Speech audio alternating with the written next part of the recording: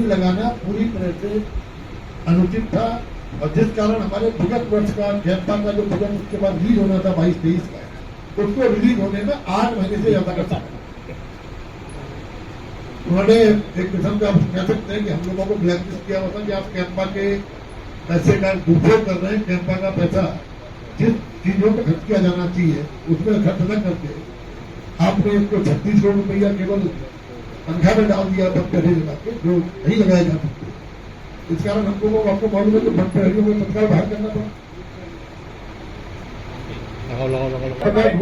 पिछली सरकार में नहीं हुआ, मैं बता रहा हूँ आपको कल ये 2015 में उसकी चुपा कोई श्रीमती अर्चना भारद्वाज है जिनका वो निजी बन, और अर्चना भारद्वाज के उस निजी बन में 2015 में शुरुआत की तत्कालीन डीएफओ के द्वारा उसमें 10 पेड़ काटने की अनुमति दी गई, और जो हमारे संज्ञान में तक आया क्योंकि जांच चल रही है, जांच रिपोर्ट आने के बाद इसमें कई लोगों के खिलाफ कार्रवाई की जाएगी, तो उसमें उन्होंने 10 के आवाज में काफी ज्यादा पेड़, फिर ये छुटपुट अनुमति के बाद पेड़ करते रहे। और इस बीच एक घटना यह भी कि राजस्व विभाग की मिली भगत से उस जमीन का जो निजी वन था उसका आकार बदल के दूसरी भूमि के नाम पर दर्ज कर दिया गया, और उसके बाद उसमें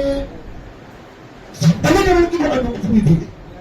जो कि पूरी तरह से गैर कानूनी थी। ये बात जब माननीय न्यायालय के संज्ञान में आई तो माननीय न्यायालय ने तो संज्ञान को लिया, तो उसके बाद हम लोगों को क्योंकि ये बात करना भी ये निजी मत था, ये कोई बुलेट फॉरेस्ट नहीं था, लेकिन निजी मत पर भी फॉरेस्ट कंजर्वेशन एक्ट लागू होता है, ये बहुत स्पष्ट लिखा। तो इन्होंने छुटपुट 4 बार परमिशन दी अभी 2015 से 21 तक, लेकिन इसमें राजस्व विभाग के द्वारा किस तरह से जो रेवेन्यू रिकॉर्ड्स में बदलाव किया गया, ये बड़ा जांच का विषय था, जिसको तो मैंने जिलाधिकारी का संज्ञान में बुलाया, इसको मालूम करके आखिर इस पर कार्रवाई करना, निश्चित रूप में कार्रवाई की जानी चाहिए कि आपने जमीन का नेचर कैसे बदल दिया। तो ये इसलिए इसका सीधे सीधे वन विभाग से संबंधित नहीं, लेकिन वन विभाग के जिन अधिकारियों ने जो अनुमति दी है तो तकरीबन उसकी हमने इसमें 5-7 लोगों को अभी सूचित किया गया है, और उनके पूरी जांच चल रही है। जांच आने के बाद आपके सामने कार्रवाई की जाएगी, क्योंकि इस गोला के लिए बहुत स्पष्ट है, इसका रजिस्ट्रेशन HRDI में होगा, और वन विभाग की सहमति से इसमें HRDI इसका ट्रांसपोर्ट परमिट जारी करता है। इस प्रकरण में वन विभाग की सहमति नहीं ली गई और सीधे सीधे HRDI ने ट्रांसपोर्ट परमिट जारी कर दिया। इसमें जांच चल रही है, और जांच आने के बाद निश्चित रूप से कार्रवाई की जाए। आप सबको मालूम है, सब पढ़े लिखे लोग हैं, माननीय न्यायालय का आदेश है, और इसके अलावा तो अभी आदेश के पीछे एक भावना ये भी है कि पिछली कांग्रेस सरकार ने 2014 में एक शासनादेश किया। उस शासनादेश का नाम है उत्तराखंड सड़क पार्श्व भूमि नियंत्रण अधिनियम 2014। उसमें यह कहा गया है कि जमीन, सड़क के दोनों तरफ 5 मीटर जमीन ये जो दोनों साइड छोड़नी होगी, और किसी भी नियंत्रित सड़क ये जो होगा ऐसी सड़क नियंत्रित सड़क है, उसके दोनों तरफ 5 मीटर से 5-5 मीटर आप वो अधिकृत मानी जाएगी, तो उसके 5-5 मीटर की परिधि में अगर निर्माण होगा तो वो अतिक्रमण की परिभाषा में आएगा। ये 2014 में हम लोग बात करेंगे उस पर कि किस तरह, क्योंकि मैं भी मानता हूँ, आप भी मानता है कि पहाड़ों में आर्थिकी जो सड़क के किनारे दुकानें, इसी पर लोगों की आर्थिकी निर्भर करती है। लेकिन क्योंकि माननीय न्यायालय का आदेश, तो माननीय न्यायालय का आदेश एक बाइंडिंग है, मैं समझता हूँ उस पर बहुत ज्यादा चर्चा करना नहीं उचित नहीं होगा, क्योंकि माननीय न्यायालय, क्योंकि अभी हाल ही में माननीय उच्चतम न्यायालय ने उसकी CBI जांच के आदेश को दिए हैं। तो अब ये मामला क्योंकि उच्चतम न्यायालय CBI के उसको है, तो वो कानून अपना काम करेगा, जो निर्णय लेकर होगा। इच्छा नहीं जो भी संज्ञान मानता निश्चित रूप से खिलाफ कार्रवाई की जाती है। मैंने आपको कहा कि इसीलिए इसी दृष्टि से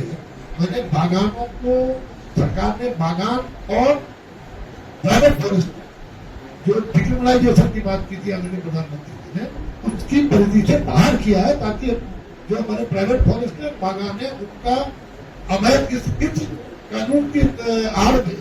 उनको सभी नष्ट कर दिया जाए। इसीलिए हम लोगों ने आपसे बात पहले सबसे पहले मैंने कहा कि इनको हम नष्ट नहीं होते। मैंने आपको पहले कहा कि मानव वन्य जीव संघर्ष को रोकने के लिए हम तत्काल प्रयास कर रहे हैं, और सरकार के प्रयासों का परिणाम है कि विगत वर्ष के मुकाबले 61% कमी आई है मानव के जो मानव नुकसान होता था, जो कैजुअलिटी होती थी 61% की कमी,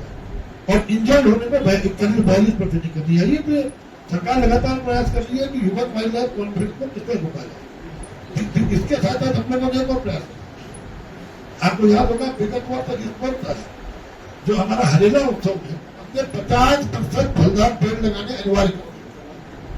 और अब हम लोग वन क्षेत्र में भी फलदार पेड़ लगाने जा रहे हैं। हमारी नर्सरी नीति इस समय जो नर्सरी पॉलिसी है उस पर एक्सरसाइज चल रही है। उसमें विभिन्न प्रजातियों का एक जो रेशियो होना चाहिए,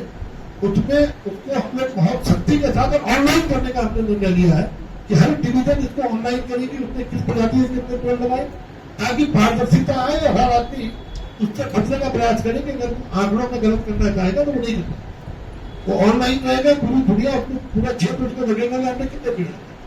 तो हम नर्सरी पॉलिसी को अपने बिल्कुल रिवाइज कर रहे हैं, और ये नर्सरी पॉलिसी राज्य की पौधों की सेहत के और वन्य जीवों की सेहत के और आम आदमी की सेहत के अनुकूल कानून अपना काम करेगा। सरकार प्राइवेट फॉरेस्ट और बागवानों को उसमें डिक्रिमिनलाइजेशन से बाहर नहीं कर रहे हैं, वो क्रिमिनल एक्टिविटी मानी जाएगी ताकि इस तरह इनको बचाया जा सके। तो ये व्यवहारिकता और साथ साथ पर्यावरण को बचाना और आम आदमी की आजीविका को किस तरह मजबूत करना, इसको लेकर के माननीय मंत्री जी, क्या इस तरीके की शिकायतें आ रही थी कि बड़ी संख्या में बिल्डर जो है वो इन बाग बगीचों को खरीद रहे थे, और वो जी हाँ, ये मेरे पास जो संज्ञान आया कि बागवानों को लोग खरीदना शुरू कर रहे हैं, क्योंकि बागवान लोग सच्चे दामों में बेच देते, और उनको लगा कि जब 5,000 रुपये एक पेड़ का फाइन होगा तो बागवानों का साबुन नष्ट किया जा सकता है, उसके बाद वोटिंग करने का प्रयास कर सकते थे। इसी को रोकने के लिए हमने बागवानों में जेल जाने के प्राविधान को जिंदा रखने का निर्णय लिया, और साथ साथ जो प्राइवेट जो निजी वन है, निजी वन में भी इसको हम लोगों ने जीवित। अभी आपने वन्य जीव संघर्ष की बात जो कही है, देखिए हमारे यहाँ 11,203 वन पंचायतें किस तरह लोग की आजीविका उनसे मिले, क्योंकि अगर आपको वन पंचायत से आम आदमी को नहीं मिल पाएगा तो उसका बहुत ज्यादा सहयोग नहीं रहेगा। तो किस तरह उसकी आजीविका में जोड़े, इस दृष्टि से वन पंचायत संशोधन करने जा रहे हैं, जिसमें वनों में वन पंचायतों में हम हर्बल फार्मिंग अलाउ कर रहे हैं। हर्बल फार्मिंग के साथ साथ उच्च कोटि जो उच्च उत्पादक वाले फल लगाना भी अलाउ कर रहे हैं, ताकि इनके उत्पादन से इनका दोहन करके इनकी मार्केटिंग करके उनकी आजीविका में इनका सहयोग मिले। और इसीलिए हम 400 करोड़ की एक हर्बल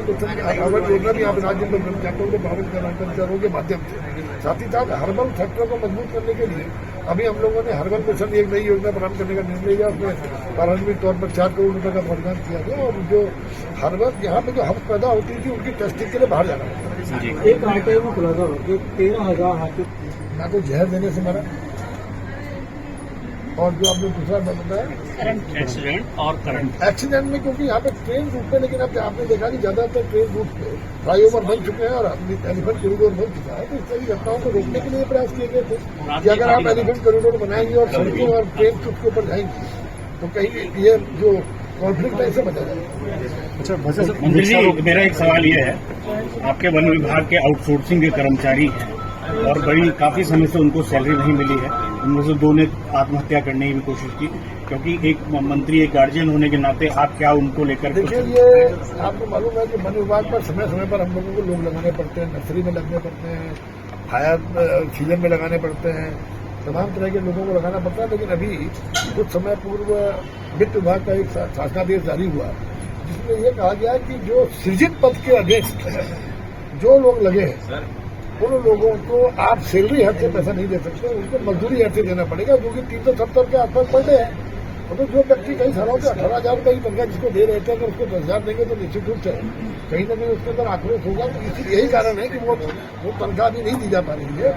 और उसके लिए हम लोग प्रयास कर रहे हैं कि विभाग में हम लोगों ने इसमें एक लंबी एक्सरसाइज की है कि कहाँ पर कितने पद खाली है, ताकि उन खाली पदों के अगेंस्ट इनको समायोजित किया जा सके और इनके साथ न्याय हो। लेकिन ये केवल वन विभाग में नहीं है, ये सारे विभागों में समस्या आई है। या इसको आपको अगर ये है कि वन विभाग में नहीं है, तकनीकी शिक्षा में भी है और दूसरे विभाग में उन सब में ये आई है, क्योंकि ज्यादातर आउटसोर्स से पदों के सृजन से ज्यादा व्यक्ति लगाएंगे। मंत्री जी, पाखरों वाला जो मामला भी हाईकोर्ट जा रहे हैं, देखिए सरकार ने जो है सुप्रीम कोर्ट में जाने नहीं दिया, क्योंकि माननीय उच्च न्यायालय का निर्णय है और ये कार्बेट और पर्यावरण से जुड़ा हुआ वाइल्ड लाइफ से जुड़ा हुआ। तो अब जुर्मों को जांच में आए। एक अंतिम सवाल जो ये अभी कल मदन बेस्ट वाला जो मामला हुआ, जिस तरीके से गाली गलौज हुई और एक आपके जो द्वाराहाट के जो वो हैं उनको डायरेक्टर, उनको जिस तरीके से वो किया गया, आप किस तरह देखते हैं? और क्योंकि इस मामले में आपका नाम भी फोन पे जब वो कर रहे थे कि हाँ मेरी सुबोध से बात हो गई, आप किस तरह देखते हैं इस तरीके से विधायक का ऐसा कहना और गाली गलौज करना ठीक है? देखिए ऐसा है, हमेशा चाहे कोई अफसर हो, नेता हो, मंत्री हो, विधायक हो, इवन पत्रकार हो, अपनी सीमाओं में रहना मैं समझता हूँ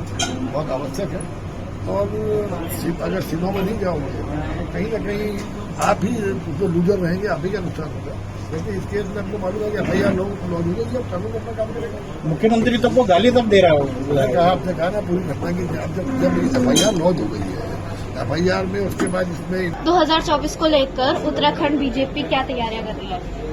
भारतीय जनता पार्टी पूरे प्रदेश भर में 2024 को लेकर के लगातार कई प्रकार के कार्यक्रम पूरे प्रदेश में बूथ स्तर पर आयोजित किए जा रहे हैं। अभी हमारे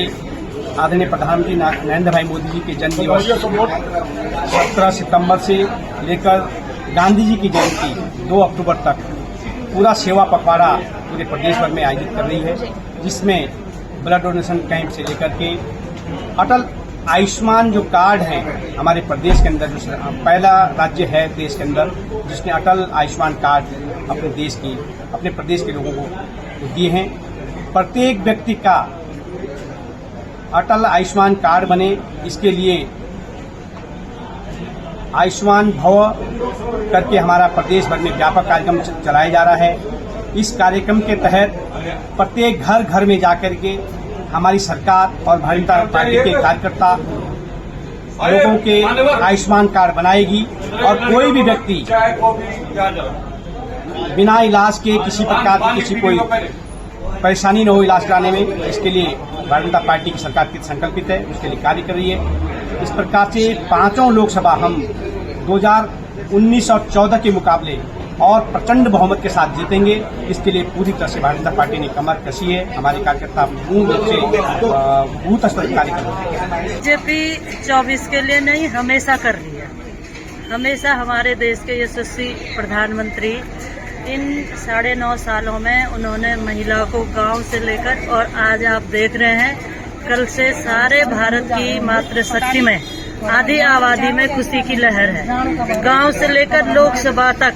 महिला को सशक्त करने का काम मोदी जी ने किया है। इसलिए हम मोदी जी को सभी मातृशक्ति उनका आभार व्यक्त करते हैं, धन्यवाद करते हैं। उन्होंने लोकसभा और विधानसभा में महिला विधेयक को ला करके महिलाओं को लोकसभा विधानसभा में प्रतिनिधित्व देने का काम कर रहे हैं। इसके लिए हम सभी उनके आभारी हैं।